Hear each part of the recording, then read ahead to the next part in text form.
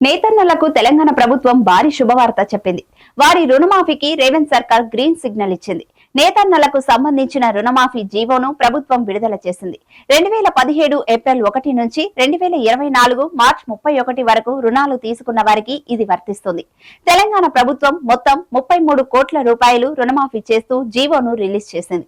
ఈ స్కీమ్ ద్వారా చేనేత కార్మికులకు ₹1,00,000 వరకు తీసుకున్న రుణాలను ప్రభుత్వం మాఫీ చేయనుంది. ఇదిలా ఉండగా నాంపల్లి ఎగ్జిబిషన్ గ్రౌండ్స్ లో అఖిల భారత పద్మశాలి మహాసభలో సీఎం రేవంత్ రెడ్డి మాట్లాడారు.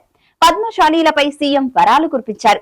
పద్మశాలీలు ఆర్థిక, రాజకీయ, ఉపాధి, ఉద్యోగ పరంగా అభివృద్ధి చెందేలా క్రియాశీలక నిర్ణయాలు తీసుకునేందుకు తమ ప్రభుత్వం ఎల్లప్పుడూ సిద్ధంగా ఉంటుందని చెప్పారు.